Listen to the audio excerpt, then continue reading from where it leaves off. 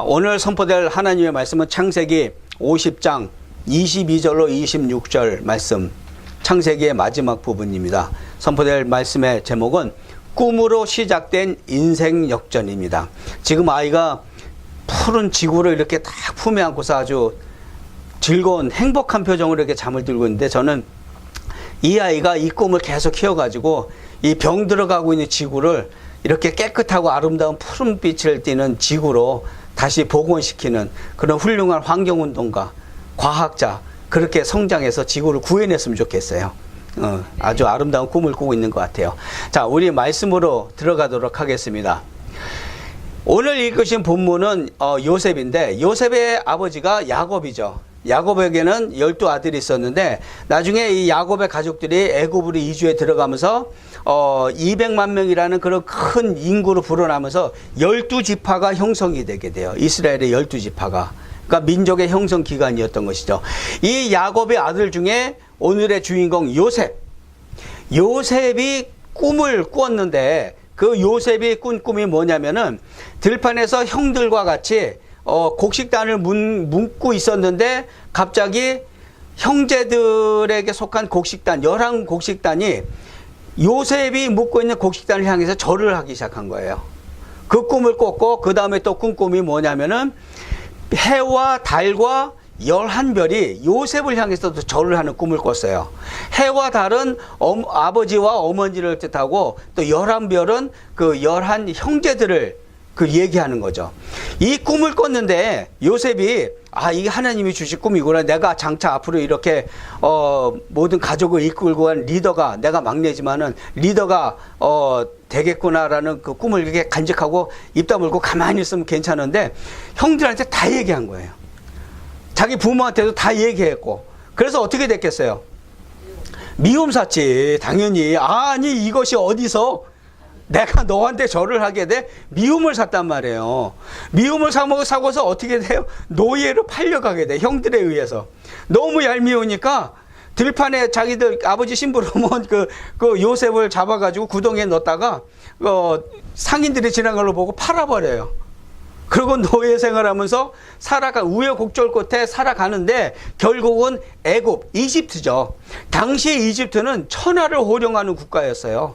막강한 군사력과 막강한 재력을 가지고 있었던, 그런 과학 문명도 발달했던 그 막강한 국가의 총리가 돼버리는 거예요.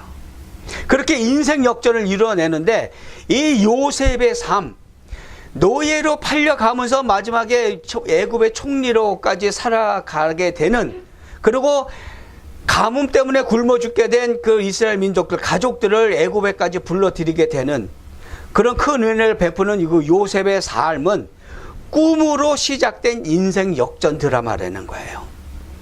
이 꿈을 꿈으로서부터, 그리고 또 그 꿈을 간직하고 살아감으로 해서 일궈냈던 인생 역전의 드라마, 그 드라마 속으로 들어가도록 하겠습니다. 먼저 성경이 전하는 것은 요셉과 같이 꿈을 간직하라고 우리에게 말을 해주고 있어요. 요셉이 그의 아버지의 가족과 함께 애굽에 거주하여 110세를 살며 그랬어요. 아버지의 가족과 함께 애굽에 거주하여, 이 얘기는 뭐냐면은 기근이 들어가지고, 흉년이 들어가지고 먹을 것이 없는데, 고생하고 있는데, 그 가족들을 자기가 총리로 있는 그 애굽으로 다시 살게, 이주하게 해준 거예요. 그런데 그 가족들이 누구죠? 요셉의 가족들, 형들. 원수죠. 원수 아니겠어요? 만약에 누군가 자매님을 노예로 팔아버렸어, 질투심 때문에, 어떻게 했어요? 그 마음이. 이렇게 머리끄댕이 잡는 거는 둘째 치고라도, 그렇죠? 이건 기본이겠죠? 마주친다면은 외나무다로 해서 그 원수를 마주쳤다, 이건 기본이겠지. 그렇죠? 저는 처음에 이 사진 보고 처음에 뭔가 했어요. 이게 서로 쓰다듬어 주는 건가요? 자세히 봤더니 머리끄댕이 붙잡고 싸우는 거더라고. 남자들은 그렇게 싸우질 않기 때문에 잘 이해를 못했는데, 자세히 보니까 엄청나게 심하게 싸우는 장면이더라고요. 요셉이 총리가 된 다음에 막강한 권력과 부를 가진 상태에서 자기를 노예로 팔아버린 형제들을 만났을 때 싸울 필요도 없었죠. 군이 있었으니까. 그랬는데 이 요셉은 그러지 않았다는 거예요. 그 가족과 함께 그 애굽에서 살았다는 거죠. 야곱의 그 편애 때문에, 아버지 야곱의 편애 때문에 다른 형제들은 평상복을 입고 지내는데 이 요셉만큼은 너무도 사랑을 해가지고 채색 옷을 입혔어요. 색깔이 들어간 뭐 색동옷이라고 그래야 되나? 너무 이쁘니까 그런 옷을 입혔단 말이에요. 그런 것만 해도 얄미워 죽겠는데 형들이 질투하는 그런 질투의 대상이 됐는데 거기에다가 불난 집에다가 기름 붓듯이 요셉이 꿈 얘기를 한 거야. 형들이 나를 섬기게 될 것이다라는 그런 뜻이잖아요. 그 꿈 해몽이. 그렇기 때문에 이 형들이 너무도 얄밉고 꼴 같지 않아서 노예로 팔아버렸던 것이죠. 그랬는데 특징이 뭔지 아세요? 요셉의 삶에서 세 가지가 없었어요. 성경 어디를 찾아봐도 요셉에게서 원망이거나 중호하거나 저주하는 말을 단 한마디도 한 적이 없어요. 그렇게 엄청난 일을 겪고서도 자기를 노예로 팔아버린 형들을 원망하고 증오하고 자기 신세 한탄하고 그런 게 단 한 군데도 없어요. 만약에 나중에 성경 읽다가 찾으시면 저한테 좀 알려주세요. 그 신학교에 좀 보고 좀 하게, 그 학회에도 좀 보고 좀 하고 그러게. 한마디도 없어요. 그럼 뭘 말해요? 요셉은 용서와 사랑의 사람이었고, 그렇게 용서할 수 있는 원동력은 그가 꾼 꿈, 하나님이 주신 그 계시의 꿈을 확신을 하고 있었다는 거예요. 자기는 그렇게 될 것이라는 걸 믿고 있었어. 노예로 팔려간 순간에도, 노예로 팔려가서 부당한 일을 겪는 순간에도 그 부잣집 아들이 한순간에 노예로 전락해서 다른 나라로 팔려간 그 순간에도 그 요셉은 그 꿈을 잊지 않았다는 것이에요. 반드시 하나님께서 그 꿈을 이루어 주실 거라는 그 확신을 버리지 않고 살아갔다는 것이죠. 그것은 바로 요셉의 외길 신앙을 얘기해 주시는 거예요. 에브라임의 자손 3대를 보았으며 므낫세의 아들 마길의 아들들도 요셉의 슬하에서 양육되었더라 그랬어요. 요셉이 너무도 똑똑하고 정치를 잘하고 잘 이끌어가니까 꿈 해몽도 정확하게 잘하고, 그러니까 그 애굽 이집트의 왕 바로가 요셉에게 애굽식 이름을 지어줬어요. 사분네 바네야. 너무도 신뢰하니까 이렇게 그 애굽식 이름까지 지어줬고, 결혼시킨 그 여인은 누구냐면은, 요셉에게 결혼시킨 여인은 온 제사장의 딸이에요. 여기서 온이라는 것은 지명인데 지금의 카이로예요. 그 온이라는 곳은 태양신 레를 섬기는 그런 지역이었는데, 그 태양신을 섬기는 제사장의 딸, 이방민족 중에서도 이방신을 섬기는 제사장의 딸과 결혼했단 말이에요. 그렇다면은 그 요셉을 둘러싼 모든 환경들, 이방 땅이고 이방신을 섬기는 아내가 있고 그 모든 주위의 사람들이 다 이방신을 섬기고, 그렇죠? 그런 지역이었고, 하물며 또 바로가 자신의 인장반지는 뭐냐면 옥새예요. 국정을 하면서 어떠한 결제를 낼 때, 오케이, 이거 내가 결제한다고 그러고 꽝 하고 도장 찍는 거, 그게 옥새잖아요. 근데 바로는 이집트에서는 반지식으로 끼고 있었어요. 그거를 인증을 할 때, 그런 법률을 허가하고 공표할 때 그 인증을 찍어줌으로 해서 그걸 허가를 해주는 거예요.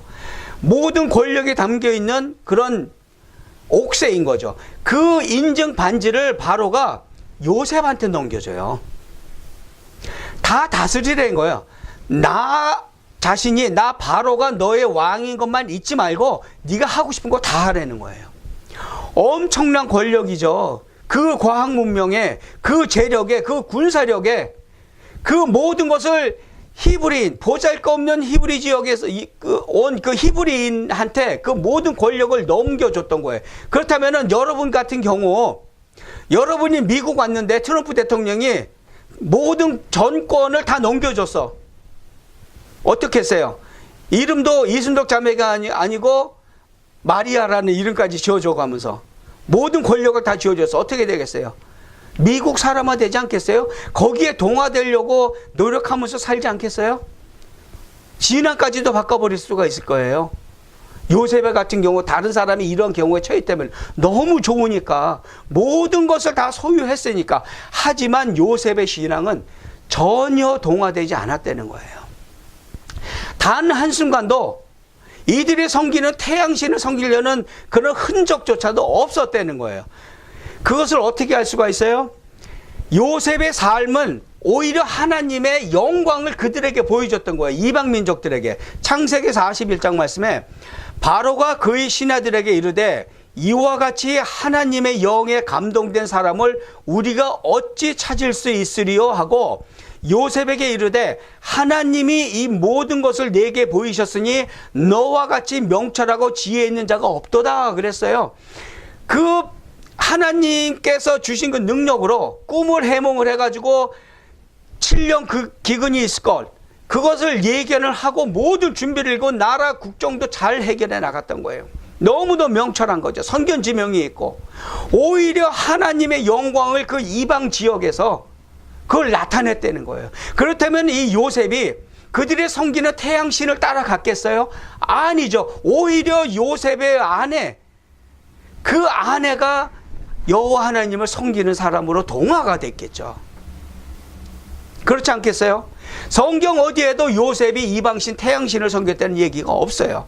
그리고 23절 말씀에 마길의 아들들도 요셉의 스라에서 양육되었더라 그랬어요. 마길이 누구냐면은 요셉의 아들 므낫세, 에브라임과 므낫세 두 아들이 있었는데 두 아들은 야곱이 양자로 삼죠. 하지만 여전히 요셉의 아들이에요. 므낫세의 그 아들 마길은 누구에게서 태어났냐면은 므낫세가 이방 여인과 결혼을 해요. 아람 여인을 첩으로 둬서, 정실도 아니고 첩이에요.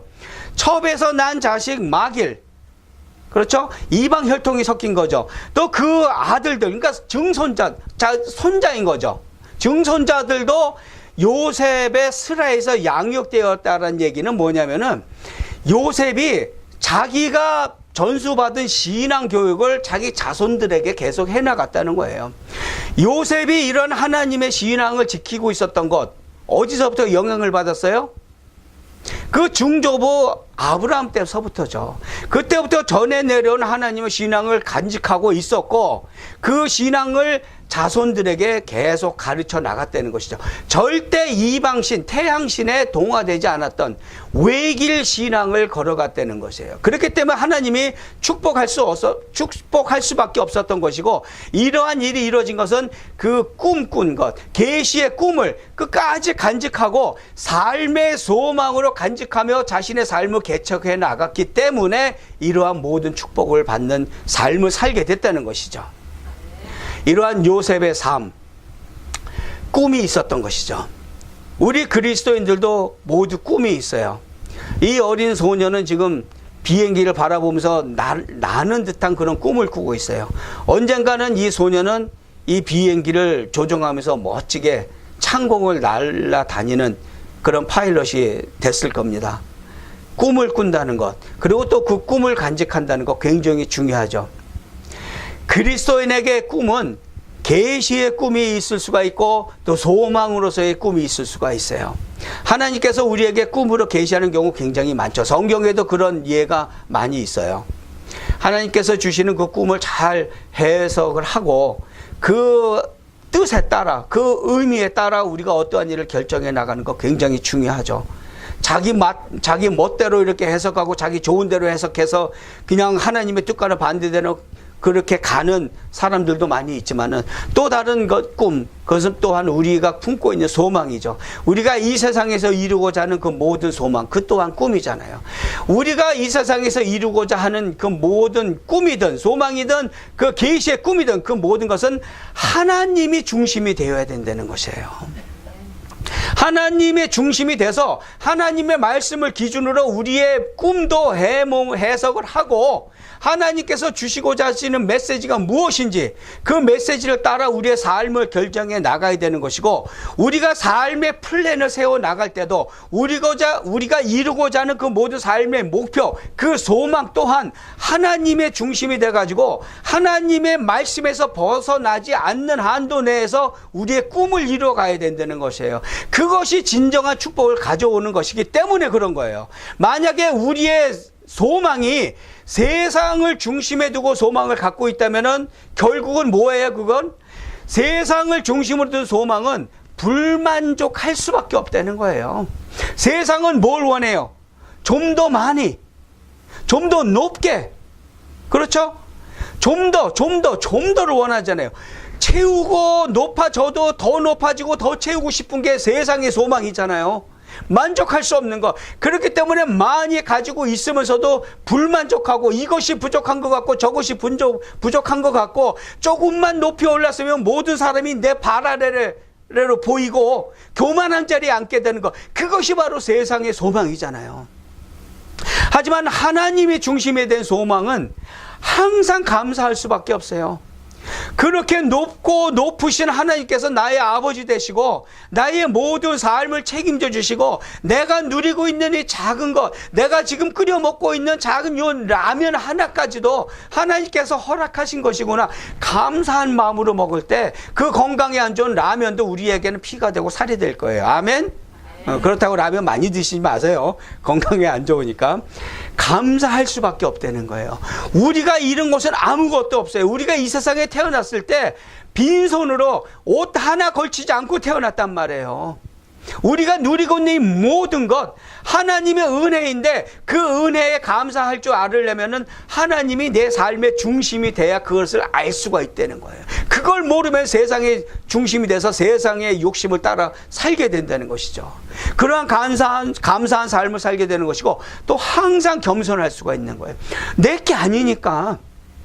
내가 열심히 일을 해서 누리고 있는 부귀와 영화지만 이것은 결국 하나님께서 나에게 허락하셨기 때문에 나의 노력이 바탕이 돼가지고 이룰 수 있는 것, 내가 소유할 수 있는 것이라는 것을 인정하기 때문에 모든 사람 앞에서 내가 갑질하지 않고 내 종업원이라도 내가 종업원한테 더 높게 여겨주고 그들을 더 존대해주고 겸손한 자리로 내려갈 수가 있다는 것이죠. 어떻게? 하나님이 내 삶의 중심이고 하나님이 내가 누리고 있는 모든 것을 공급해 주신 분이라는 것을 알고 느끼고 고백을 하고 또 그런 마음으로 살아가기 때문에 교만할 수가 없는 거예요. 그래서 우리의 모든 소망, 우리의 모든 꿈은 하나님 중심으로 이루어져야 된다는 것이죠. 그 증거로 요셉이 노린 그 모든 축복, 그가 비록 노예로 팔려갔지만 결국 그 강대국의 총리가 되고 그러한 평강의 삶, 풍요의 삶을 누릴 수 있었던 것은 그의 모든 소망, 그의 모든 꿈은 하나님이 중심이 돼서 이 꿈꾸던 그는 꿈이라는 것이죠. 그 소망을 이루어 갔다는 것이에요. 로마서 15장 말씀입니다. 소망의 하나님이 모든 기쁨과 평강을 믿음 안에서 너희에게 충만하게 하사 성령의 능력으로 소망이 넘치게 하시기를 원하노라. 아멘. 소망이 넘치는 삶에는 기쁨과 평강의 충만함이 있다는 거예요. 소망이 없는 사람이 기쁨이 있을 수가 있겠어요? 그냥 될 대로 날 잡아잡수셔. 난 끝났어. 난 이제 소망도 없고 희망도 없고 내가 할 수 있는 게 없어. 아유, 그냥 빨리 죽어버렸으면 좋겠어. 아유, 이 지긋지긋한 이 육신의 병에서 언제 벗어날 수 있을까? 아유, 차라리 죽는 게 낫지. 소망이 없는데 기쁨과 평강이 있을 수가 없다는 거예요.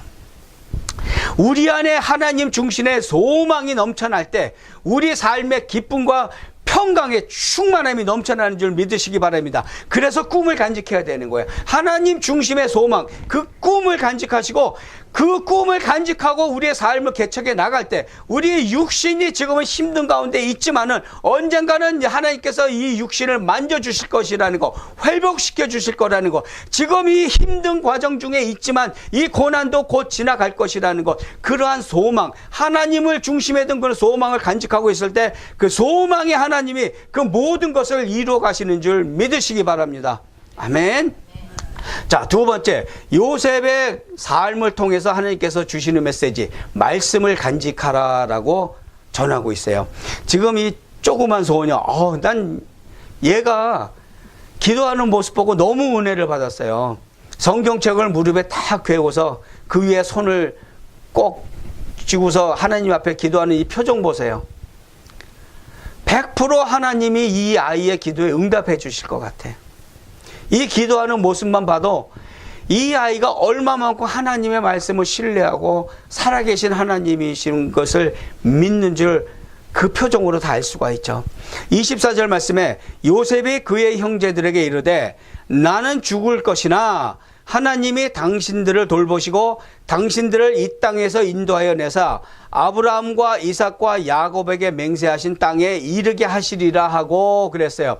요셉이 임종시에 자기 형제들에게 한 말이에요. 당신들을 이 땅에서 인도하여 내사. 지금 이 땅이 어디예요? 애굽이죠. 요셉의 가족들이 70명이 애굽으로 이주해서 살기 시작했어요. 그리고 마지막 순간 요셉이 죽는 순간 지금 110세 110세 때 임종 직전에 형제들에게 한 말이에요. 당신들을 이 땅에서 인도해내사. 이 말은 뭐냐면은 하나님이 출애굽을 예언한 걸 말씀하는 거예요. 출애굽을 예언을 언제 했어요? 창세기 15장에 보면은 여호와께서 아브라함에게 이르되 너는 반드시 알라 네 자손이 이방에서 계기되어 그들을 섬기겠고 그들은 400년 동안 내 자손을 괴롭히리니 그들이 섬기는 나라를 내가 징벌할지며 그 후에 내 자손이 큰 재물을 이끌고 나오리라. 출애굽을 예언하신 거예요. 하나님께서 누구한테? 아브라함한테 이런 말씀을 주셨단 말이에요. 그런데 요셉이 어떻게 알고 있을까 이거를? 자기 증조부 할아버지한테 아브라함한테 하나님께서 하신 말씀인데 이 요셉이 어떻게 알고 이 출애굽이 실제로 400년 후에 일어나요. 하나님이 말씀하신 대로 400년 동안 내 자손을 괴롭히니 400년 동안 노예로 그 땅에 살게 된다는 거예요. 요셉이 살아있는 동안에 대접받고 살았죠. 그날의 총리니까. 근데 요셉이 죽고 나자 그리고 그 바로 왕도 죽고 다른 왕이 세워지고 요셉을 아는 사람이 점점 없어지자 그 이방민족, 그들에게는 이방민족이죠. 히브리인들이 세력, 그 인구가 너무 커지니까 이들이 겁먹기 시작한 거예요. 그래서 결국 노예로 전락시켜버린 거예요. 그래서 400년 동안 그렇게 괴롭힘을 당하면서 사는 거죠.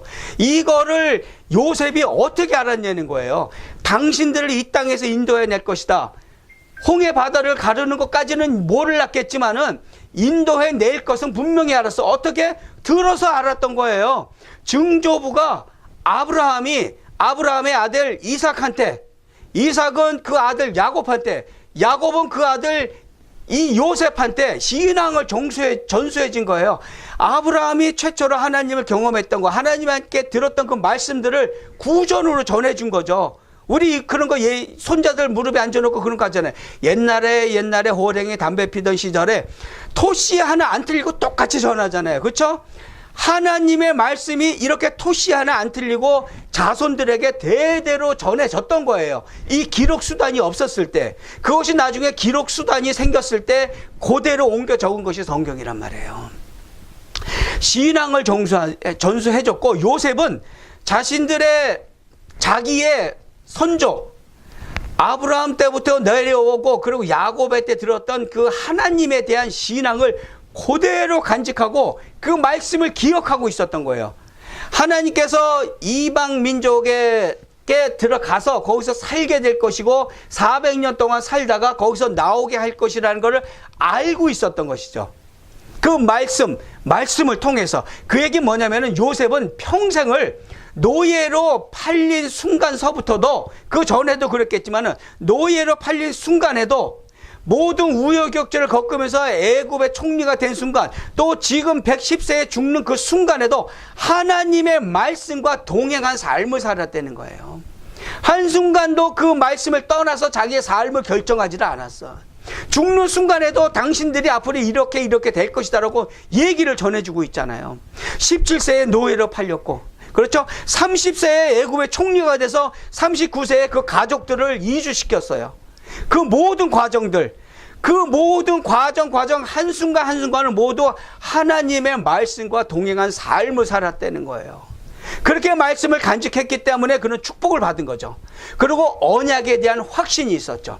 하나님에 대한 그 말씀들을 전해 듣고 그 말씀들을 모두 100% 확신하는 삶을 살았다는 거예요. 요셉이 그의 형제들에게 이르되 나는 죽을 것이나 하나님이 당신을 돌보시고 당신들을 이 땅에서 인도해 내사 아브라함과 이삭과 야곱에게 맹세하신 그 땅에 이르게 하리라 그랬어요. 맹세하신 그 땅에 이르게 하리라. 뭘 얘기하는 거죠? 가나안 입성을 얘기하는 거죠. 가나안 입성. 하나님이 당신들을 애굽에서 이끌어내서 적과 꿀이 흐르는 땅, 약속하신 그 가나안 땅으로 들어가게 하실 거라는 그 예언의 말을 전해주는 거예요. 노예가 됐죠. 노예가 돼서 우여곡절 끝에 그 보디발, 군대 장관 보디발의 집에 노예로 들어갔지만은 너무도 일을 잘하고 성실하니까 결국은 그 집에 총무가 돼요. 총무가 돼서 잘 살아가고 있는데 어느 날 갑자기 미세스 보디발이 이 요셉을 유혹을 해요. 근데 유혹을 뿌리치고 도망갔는데 도망가는 가운데 요셉이 옷을 하나 흘리고 도망가. 그랬더니 이 미세스 보디발이 너무도 약 올라가지고 이 옷을 증거로 보이면서 이 요셉이 나를 겁탈하려고 그랬다고 누명을 씌워요. 그래서 감옥을 가게 되죠. 감옥 가게 돼서 또 우여곡절 끝에 그 바로를 섬기는 떡관장과 술관장을 만나서 꿈 해몽을 해주면서 그 해몽을 해준 그 인연으로 나중에는 바로 앞에까지 가서 바로의 또 꿈도 해몽해주고 그리고 결국은 총리까지 되는 것이에요. 총리가 된 후에 또 그들의 그 요셉의 가족을 이제 애굽에 이주하게 해준 것. 그것이 바로 그 이주와 출애굽 예언이 창세기 15장에 있다는 거예요. 여호와께서 아브라함에게 이르시되 너는 반드시 알라 내 자손이 이방에서 계기되어 애굽을 얘기하는 거예요. 애굽에서 계기되어 그들을 섬기겠고 노예로 섬기는 거죠. 그들은 400년 동안 네 재산을 괴롭히리니 400년 동안 실제로 그 땅에서 살았어요. 그들의 섬기는 나라를 내가 징벌할지며 그 후에 네 자손이 큰 재물을 이끌고 나오리라. 실제로 10가지 재앙으로 그들을 징벌하고 그들이 나올 때 많은 그 재산을 그렇죠? 이끌고 나오잖아요. 말씀 그대로 이루어졌다는 거예요. 그러고 나서 일어난 일이 뭐예요? 400년 동안 요셉이 죽은 이후에 400년간 노예를 생활을 하는데 출애굽 당시에 이들의 민족이 70명이 들어갔는데 출애굽에서 나올 때 200만 명이 된 거예요. 거기서 12지파가 형성이 되고 그러한 일들이 일어나게 하신 것은 하나님께서 그 애굽 땅에서 민족을 형성하는 기간을 주신 거예요. 한 국가를 충분히 이룰 수 있는 그 기간을 400년을 주시고 그들을 이끌어내서 가나안에 입성하게끔 하신 그러한 계획이신 것이죠. 창세기 15장 16절 말씀에 내 자손은 4대 만에 이 땅으로 돌아오리니 이는 아모리 족속의 죄악이 아직 관영치 아니함이니라 하시더라 그랬어요. 아모리 족속의 죄가 아직까지 머리 끝까지 차지는 않았어. 그러니까 좀 더 기다려 주시는 거예요. 그 기간 동안 400년 동안 또 히브리 민족은 민족을 이룰 수 있는 국가를 이룰 수 있는 그런 많은 인구가 번창하게 되는 것이죠. 그것이 하나님께서 예언하신 것들이 이렇게 말씀에 있는 것이죠. 이것은 바로 말씀이 바로 요셉의 인생의 이정표였다는 것이에요. 그는 단 한순간도 자기 뜻대로 튕겨져 나가서 자기 멋대로 하지를 않았어요.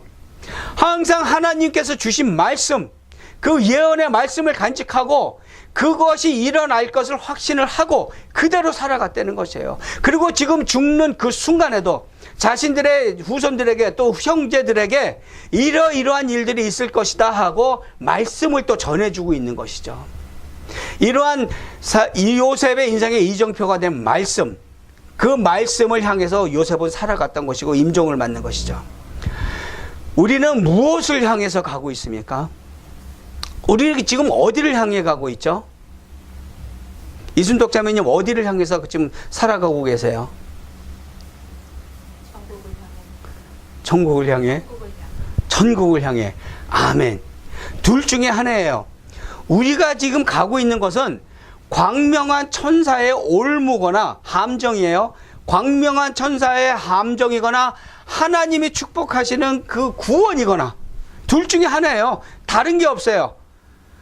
누구든지 상관없어. 그가 이 나라의 대통령이었든지 이 나라의 장관이었던 이 나라에서 일하는 택시 운전사였건 상관없어요. 누구든과는 상관없어. 재산이 얼마나 많건 학식이 얼마나 많건 상관없어. 모든 사람은 둘 중에 하나인 길로 향해서 가고 있어요. 광명한 천사의 올무가 뭐예요? 광명한 천사는 사탄이에요. 사탄이 이렇게 뿔 나고 피 질질 흘리면서 무서운 모습을 우리 앞에 나타날까요? 아니죠. 사탄이 바보예요? 엄청나게 똑똑해요. 우리보다 능력이 커요. 더 머리가 좋아요. 얼마나 영리한데요. 우리의 앞에 그렇게 무시무시한 모습, 흉측한 모습을 나타내면 우리가 가까이 가요? 안 가요. 그렇기 때문에 광명한 천사, 빛이 번쩍번쩍 나고 아름다운 모습으로 우리한테 오지만은 그 아름다운 모습에 취해서 따라가다 보면은 함정에 빠져서 결국은 지옥으로 끌려가게 된다는 게 그게 뭐예요? 그게 세상의 욕망이죠. 돈을 조금만 더 벌면은 하나님 예배하는 거 뒷전에 두고 조금만 더 공부해서 더 좋은 직업을 가지고 좀 더 큰 회사를 키우면은 더 좋을 것 같거든. 그게 광명한 천사란 말이에요. 더 좋은 집, 더 좋은 차, 더 좋은 그런 재산, 더 많은 재산들.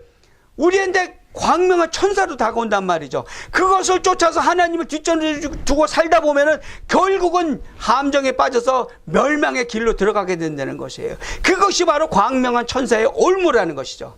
그 길로 따라가거나 또는 하나님의 말씀을 따라서 천국 삶을 향해서 가거나 둘 중에 하나라는 것이죠. 결국 인생은, 모든 사람의 인생은 마지막 순간, 이쪽이든 저쪽이든 마지막 순간을 향한 과정이라는 거예요. 지금 이 자리에 있으신 어느 분이든 상관없어요. 처음 갓난아기 시절을 향해서 가시는 분이 있으면 손 들어보세요. 없죠? 없어요. 없을 수밖에 없어요. 우리는 모두 마지막을 향해서 가게 돼 있어요. 마지막을 향해서 살아가는 그 과정이 우리의 인생인데, 그 모든 순간순간의 과정들, 오늘도 역시 우리가 마지막을 향해 가서 살아가는 과정이에요. 어저께도 마지막을 향해 가는 과정이었고, 그 모든 과정들은 결과를 만드는 선택들이라는 거예요. 지금 하나님을 예비하기 위해서 이 자리에 오신 선택, 그것이 앞으로의 여러분의 마지막을 결정짓는 결과를 만들어내는 선택이 되는 거예요. 이러한 선택들, 이 점들이 모여서 선이 되고 그 선들이 이어지는 것이 바로 우리들의 인생길이었다는 것이고, 우리가 걸어갈 인생길이라는 거예요. 그것이 광명한 천사의 올무에 걸리는 길이냐, 하나님께서 보장하신 천국 삶이냐, 구원이냐, 그것을 가를 따르면이지 우리는 마지막을 향해서 가는 것이고, 모든 선택은 그 결과를 만들어낸다는 것이죠. 요셉의 선택은 바로 하나님의 말씀이었어요. 자신의 지능이 아니고, 자신이 누린 그 모든 부와 권력이 아니고, 모든 순간순간의 선택을 할 때 하나님의 말씀을 기준으로 삼아서 그 삶의, 그 인생길의 선택점을 찍어 갔다는 것이에요. 그 요셉의 삶이 그래서 하나님께서 주시는 그 축복, 그 언약이 이루어질 수밖에 없는 삶이었다는 것이죠. 그러한 삶을 살려고 하나님께서는 우리한테 하나님의 말씀을 주시고, 지금 저를 통해서 그 말씀을 선포케 하는 것이죠. 출애굽기 19장 말씀이에요. 세계가 다 내게 속하였나니 너희가 내 말을 잘 듣고 내 언약을 지키면 너희는 열국 중에서 내 소유가 되겠고, 너희가 내게 대하여 제사장 나라가 되며 거룩한 백성이 되리라. 너는 이 말을 이스라엘 자손에게 고할지니라. 아멘. 저는 분명히 여러분들한테 고했어요. 여러분들한테 선포했어요. 하나님의 말씀을. 세계가 다 하나님한테 속했대요. 그러면 여러분들이 하나님의 자손이 되면은, 하나님의 자녀가 되면 여러분들 뭐예요? 왕자고 공주죠. 이 세상에 하나님이 왕이시니까. 아멘. 왕자고 공주라면 아멘 하세요. 아멘. 귀한 존재예요. 저는 보잘것없는 종이에요. 맞아요. 저는 하나님이 쓰시는 그냥 종에 불과하지만은, 여러분들은 왕이신 하나님의 왕자고 그 공주란 말이에요. 귀한 존재란 말이에요. 그러한 귀한 존재가 모든 것을 소유하지 않을 수가 있겠어요? 하나님이 축복해 주시는데 단 하나님 안에 속해 있으라는 거죠. 하나님 말씀 안에 사는 삶을 살려는 거예요. 그러한 삶을 살 때 모든 복을 누릴 수가 있고, 그러한 삶이 바로 그러한 모든 복을 누리는 조건이라는 것이죠. 말씀을 간직하시기 바랍니다. 생명의 말씀이신 하나님의 성경의 말씀들을 간직하시고, 복의 근원이신 하나님이 동행하시는 그런 축복의 삶을 누리시기를 예수님의 이름으로 축원합니다. 아멘. 자, 세 번째로 하나님께서 우리에게 전해주시는 메시지는 온전한 믿음을 간직하라 그랬어요. 지금 사진에 보면은 참 무모한 것 같으죠? 앞길을 알 수가 없는데 무조건 발을 내디디르라는 거예요. 하나님께서 원하시는 건 그거예요. 뒷일은 하나님께서 책임지시니까 하나님의 말씀대로 일단 내 발을 내디디르라는 거예요. 이스라엘 민족들이 요단강을 건널 때, 마지막 순간에 요단강을 건널 때 발을 디뎠더니 물이 말랐다 그랬어요. 물이 말라서 건너간 게 아니고 우리가 믿음의 행위를 보일 때, 그거는 우리가 온전한 믿음이 있기 때문에 그렇게 할 수 있는 것이죠. 25절 말씀에 요셉이 또 이스라엘 자손에게 맹세시켜 이르기를 하나님이 반드시 당신들을 돌보시리니 당신들은 여기서 내 해골을 메고 올라가겠다 하라 하였더라. 요셉이 110세의 죽음에 그들이 그의 몸에 향재를 넣고 애굽에서 입관하였더라 그랬어요. 그 형제들에게 하나님이 반드시 당신들을 돌볼 것이라 그랬어요. 돌볼 것이라 그랬는데 히브리어 원어의 돌보시리니 이 뜻은 찾아오신다는 그런 의미가 있어요. 하나님께서 당신들에게 찾아오셔요. 찾아오셔서 뭐 하신다고? 인도에 가신다는 거예요. 실제로 그런 일이 일어났죠. 출애굽해서 광야 생활 40년을 살면서 하나님께서 매 순간순간을 찾아오셔서 인도해 가셨잖아요. 하나님께서 성막 지을 것을 명령하셨고 성막을 짓고 하나님께서는 거기서 쉐키나의 영광으로 임재하셨잖아요. 하나님의 백성들과 동행했단 말이에요. 낮에는 구름 기둥으로 밤에는 불 기둥으로 그들을 보호하시고 인도해 가시고 먹을 것을 내려주셨잖아요. 마실 것을 내주시고 그렇게 하나님께서 찾아오실 것이라고 요셉이 자신이 배운 그 말씀 가운데 생각나는 그 예언의 말씀을 또 전해준 거죠. 이것은 400년을 앞서는 선견지명이에요. 400년 후에 이런 일어날 것이 확실하다라고 믿을 수 있었던 거 어떻게 그럴 수가 있어요? 말씀을 통한 지혜가 있었기 때문에 그런 거예요.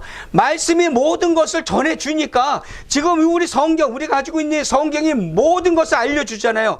이 세상의 시작이 무엇이었으며 우리가 이 세상에 왜 태어났으며 예수님께서 왜 왔으며 예수님께서 왜 다시 오시는지 그리고 그 마지막은 무엇인지 다 말씀하시잖아요. 여기서 문제는 우리가 안 믿는다는 거예요. 못 믿는다는 거예요. 하지만 요셉은 어때요? 다 믿었어. 다 믿었기 때문에 100% 확신을 하고 그 말씀대로 살아왔고 그 말씀을 또 자기 형제와 그 자손들에게 전해줬던 것이죠. 지혜가 그렇게 생긴 거예요. 그렇기 때문에 자신이 죽는 순간에 나중에 너희들이 여기서 이주해 나갈 때 400년 후에 이주해 나갈 때 내 해골을 가지고 가라는 거예요. 왜? 하나님께서 약속하셨기 때문에 너의 본향으로 돌아오게 해줄 거라는 약속을 믿었기 때문에 그 말씀을 온전히 믿고 순종하는 삶을 살았기 때문에 자기 자신의 해골이 이 이집트 땅에 묻혀 있으면 안 된다는 걸 아는 거예요. 자기 본향으로 돌아갈 걸 아는 거지. 그러니까 출애굽할 때 이 나라에서 탈출해 나갈 때 내 해골을 가지고 나가라라고 유언을 한 거죠. 자, 보세요. 모세가 해골을 진짜 가지고 출애굽을 해요. 출애굽기 13장 19절 말씀이에요. 모세가 요셉의 해골을 취하였으니 이는 요셉이 이스라엘 자손으로 단단히 맹세케 하여 이르기를 하나님이 필연 너희를 공고하시려니 너희는 나의 해골을 여기서 가지고 나가라 하였음이었더라. 실제로 모세가 그 유지를 받들어서 해골을 가지고 나가게 되는 것이죠. 그리고 그 요셉의 해골은 세겜, 가나안 땅에 있는 세겜의 장사가 되게 돼요. 여호수아 24장 말씀이에요. 이스라엘 자손이 애굽에서 이끌어낸 요셉의 뼈를 세겜에 장사하였으니 이곳은 야곱이 세겜의 아비 하모리 자손에게 금 100개를 주고 산 땅이라 그것이 요셉 자손의 기업이 되었더라. 본향으로 돌아간 거예요. 말씀하신 대로, 약속하신 대로 그 모든 일이 그대로 일어났던 것이죠. 요셉이 믿었던 대로, 요셉이 간직하고 살았던 그 말씀대로, 온전히 믿은 그 믿음대로 모든 것이 일어났던 것이죠. 그래서 요셉의 삶에는 만족과 감사의 삶이 있을 수밖에 없었던 것이에요. 그 말씀이 중심이 돼서 그 말씀을 온전히 믿고 살았기 때문에 26절 말씀에 요셉이 110세의 죽음에 그들이 그의 몸에 향재를 넣고 애굽에서 입건하였더라 그랬어요. 110세에 죽었대요. 우리는 지금 의학이 발달돼서 뭐 100세 세대라 그러죠. 근데 이 요셉은 그때 이미 100세를 넘겨서 살았어요. 그렇다면 이 요셉이 장수하면서 살았을까요?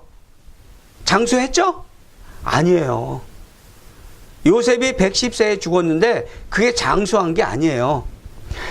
요셉이 110세에 죽었다는 것은 일찍 죽었다는 얘기예요. 얼핏 이해가 안 되죠? 우리 그 조상, 요셉의 조상의 수명을 한번 볼까요? 증조부 아브라함이 175세에 죽었어요. 그리고 할아버지 이삭이 180세에 죽고, 바로 위에 아버지는 147세에 죽었어요. 그러면 요셉은 110세에 죽었어. 오래 산 거예요? 아니에요. 일찍 죽었어. 세상을 소유한 요셉이 자기 자신이 이렇게 일찍 죽게 됐을 때 모든 권력과 부를 놓고 싶어 했을까? 여러분 같은 경우 어떠세요? 한 나라를 다스리는 그런 권력을 줬어. 모든 부귀영화를 누렸어. 중년의 나이에 너 이제 가야겠다, 이리 오너라 그러면 어떻겠어요? 가고 싶지 않겠죠. 요셉은 어땠을까? 하나님, 저 좀 조금만 더 내버려 두시면 안 될까요? 한 10년만 더? 아니면 20년만 더 하면 20년만 더 주시면 더 감사하고, 그렇게 기도 안 했을까요? 너무 좋은데 모든 것을 다 누리고 그렇게 파워가 있는데 하나님한테 그렇게 기도했을까요? 안 했을까요? 했을까요? 안 했을까요? 안 했어요. 안 했어요. 성경 어디에도 요셉이 이렇게 중년의 나이로 죽으면서 하나님한테 투덜거림이 없었어요. 아니, 하나님 나를 왜 이렇게 일찍 데려가세요? 한마디도 그러지 않았어요. 임종을 차분하게 준비해서 앞으로 이러한 일들이 일어날 것이니 내 해골을 메고 이 땅에서 나가라. 이 모든 것을 하나님께서 주신 예언의 말씀이다라고 차분하게 그 임종을 준비했다는 거예요. 요셉은 일찍 중년 나이에 죽었지만 만족했어요. 불만족이 없었고 원망함이 없었어요. 그 삶에서. 일찍 죽는 그 순간에도 하나님을 원망하는 그 원망이 없었어요. 일찍 데려가시지만 그 순간에도 하나님한테 감사했단 말이에요. 그리고 요셉의 삶의 여정 어디에서도 형제들을 욕하거나 형제들을 원망하거나 하나님한테 한탄하거나 전혀 그런 게 없었다는 거예요. 항상 감사하고 항상 순종하고 하나님이 주신 대로 따라가며 또 감사하는 삶을 살았다는 것이죠. 그것이 바로 요셉의 누린 그 모든 축복의 비결이라는 것이에요. 믿음으로 감사한 결과였던 것이죠.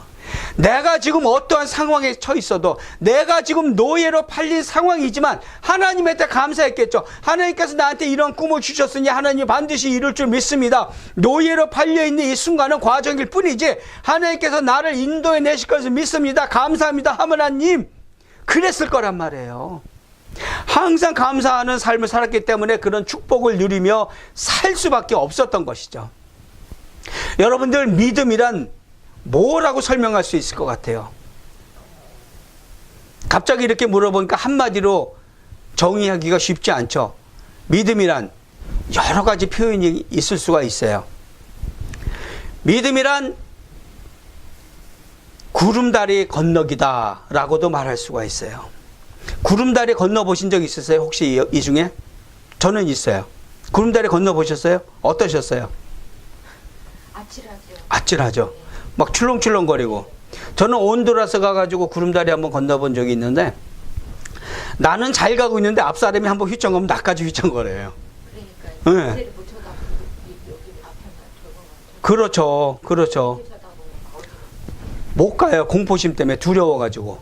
믿음이란 바로 이런 거라는 거예요. 근데 그 구름다리를 안 건너갈 수가 없잖아요. 무섭고 두렵지만은, 위험하지만은 건너갈 수밖에 없어요. 그 목표 지점에 가려면은 불안 속의 신뢰, 불안하지만 겁나지만 그 다리가 끊어지지 않을 거라는 거, 그거 믿고 가는 거란 말이에요. 하지만 그렇게 믿고 가는 신뢰 속에 불안이란 말이에요. 믿고 가지만 여전히 불안해. 그게 믿음이라는 거. 그게 우리의 믿음이에요. 완벽한 믿음이 못 되는 거죠. 우리가 지금 요 정도의 믿음을 가질 수밖에 없다는 거예요. 바람 불면 휘청거리는 구름다리. 휘청거릴 때 얼마나 겁나요. 어이구 죽지 않을까. 하나님께서 잡아주신다 그러는데도 겁나잖아요. 바로 우리의 이 부족한 믿음은 구름다리 건너기와 같다는 것이에요. 하지만 요셉의 온전한 믿음은 어땠어요? 구름다리와 하나가 된 믿음이 된 거예요. 이게 무슨 얘기냐면은 구름다리가 휘청거리고 막 흔들릴 때 이 흔들린 것을 내가 중심을 잡으려고 내가 반대방향으로 몸을 막 움직이고 그러면 더 흔들려요. 더 크게 좌우로 흔들려요. 구름다리가 좌우로 흔들릴 때 중심 잡는 방법은 딱 한 가지밖에 없어요. 내 상체는 딱 중심에 그대로 있고 내 하체만 따라가는 거야. 흔들리는 방향으로 이렇게 다리만 이렇게 흔들리잖아요. 중심이 금방 잡혀요. 내가 흔들리질 않아. 요셉은 고난의 순간이 왔을 때 그 고난과 하나가 돼서 하나님이 이끌어 주실 걸 믿고 그 고난 속에 빠져가지고 고민하고 번뇌하고 고통스러워하고 하지 않았다는 거예요. 하나님께서 반드시 특별한 뜻이 있으셔서 내가 지금 이 고난 중에 있구나, 이 구름다리를 건너고 있구나, 지금 이 구름다리가 흔들리는 걸 알고 있었다는 것이죠. 그렇기 때문에 그리스도인의 믿음은 고난이 닥쳤을 때 그 고난의 리듬을 타야 된다는 것이에요. 그것이 바로 올바른 믿음이라는 거예요. 고난 닥쳤을 때 하나님 나한테 왜 이래요? 도대체 왜 이러세요? 내가 뭘 잘못했다고? 그렇게 한탄하는 것이 아니고 저놈의 자식 때문에 내가 이렇게 됐어 라고 한탄하는 것이 아니고 그 고난에서 벗어나려고 아둥바둥치다가 더 흔들리는 것이 아니고 고난과 함께 춤을 추라는 거예요. 그 리듬을 타라는 거예요. 금방 안정이 된다는 거예요. 내가 당황하지 않고 하나님께서 붙들어 주실 것을 믿기 때문에 그 고난 가운데서도 중심을 잃지 않고 똑바로 바라보고 기도하면서 이 길로 가야 이 고난을 내가 해결할 수 있겠구나. 이 어려운 일을 내가 원만히 해결할 수 있겠구나. 당황하지 않으니까 그런 좋은 아이디어도 떠오를 수밖에 없다는 거예요. 당황해서 우왕좌왕하고 중심 잡으려고 막 하다 보면 더 흔들리고 도리어 뒤집혀서 떨어져 버리게 된다는 것이죠. 우리들의 믿음은 바로 이래야 돼요. 고난의 리듬을 타야 되는 그런 믿음을 가져야 된다는 것이죠. 최소한 말씀을 믿는다면 이 성경 말씀이 하나님의 말씀이고 하나님이 살아계신 것을 믿는다고 고백한다면 모든 상황을 감사해야 된다는 것이죠.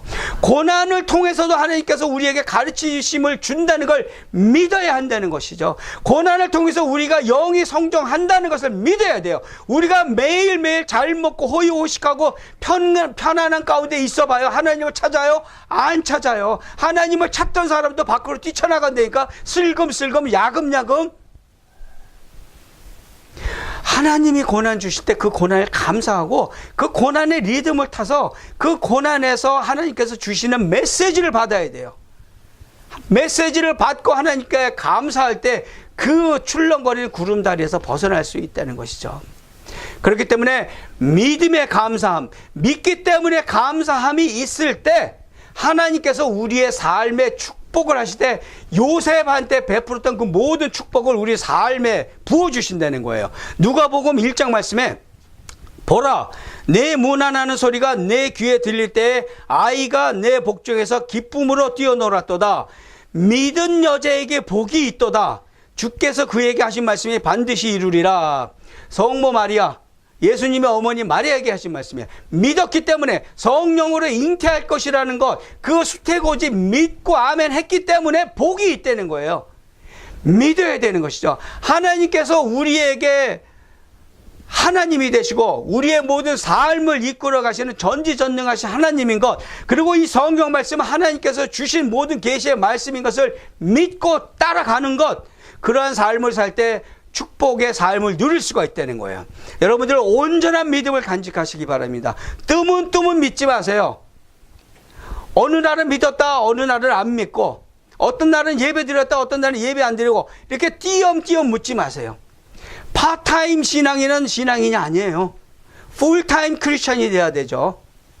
온전한 믿음을 간직하시기 바랍니다. 우리가 온전한 믿음을 가지고 온전한 믿음을 따라 살 때 역전의 하나님이 우리의 모든 고난, 우리 육신의 고통, 그 모든 고통을 한순간에 역전시키시는 하나님이심을 믿으시기 바랍니다. 아멘. 아멘. 자, 예수님께서 이 땅에 오신 것은 빛으로 오신 것입니다. 빛으로 예수 그리스도께서 이 어두운 곳, 빛을 전하기 위해서 오셨죠. 그 빛은 태초 전에 하나님께서 이 세상을 창조하시기로 결정하시기 그 전부터 그 빛이 준비되어 있었던 것이에요. 그 빛은 이 땅의 소망의 빛인 것이죠. 예수님께서 우리에게 주시고자 하신 것, 그것은 바로 현세와 내세의 천국 삶이에요. 이 땅에서 우리의 죄값을 치르시고 우리에게 성령을 보내주셔서 예수님을 믿는 그 모든 심령마다 성령이 임재하시고 우리의 삶을, 천국 삶을 이룰 수 있도록, 구원을 이루어 갈 수 있도록 인도해 가시는 그 모든 은혜, 현세와 내세의 천국 삶을 살게 하기 위해신 것이죠. 우리가 예수님을 믿고 죽어서 천국으로 가는 것, 그 이전에 우리는 예수님을 믿음으로 해서 이 땅에서도 천국 삶을 살 수가 있다는 것이에요. 아귀다툼하지 않고 살아도, 그렇게 고통 속에 아웅다웅하며 살지 않아도 얼마든지 예수님을 믿고 그 말씀 안에서, 그 믿음 안에서 살면은 이 세상에서도 평안과 축복 가운데 천국 삶을 누리면서 살 수가 있다는 것이에요. 그러기 위해서 우리는 꿈을 꿔야 되는 것이죠. 그리고 말씀을 사모하는 삶을 살아야 되고 믿음을 구하는 삶을 날마다 살아내야 되는 것이에요. 꿈을 간직하시기 바랍니다. 하나님 앞에서 그 꿈을 간직할 때 소망의 하나님이 우리의 모든 그 꿈, 그 소망을 이루어가는 줄 믿으시기 바랍니다. 또 하나님께서 우리에게 주신 그 모든 계시의 말씀을 간직하세요. 믿고 간직하시고 복의 근원이신 하나님이 동행하시는 그런 삶을 살아가시기를 주님의 이름으로 축원합니다. 또한 온전한 믿음을 간직하시기 바랍니다. 그 온전한 믿음을 간직하시고 한 발 한 발 구름다리를 건너가듯이 이렇게 건너갈 때 역전의 하나님께서 한순간, 우리가 예상치 못한 순간에, 우리가 꿈도 꾸지 못한 그러한 방법으로 모든 상황을 역전시키고 축복을 부어주실 것을 믿으시기 바랍니다. 아멘. 우리 이 시간 같이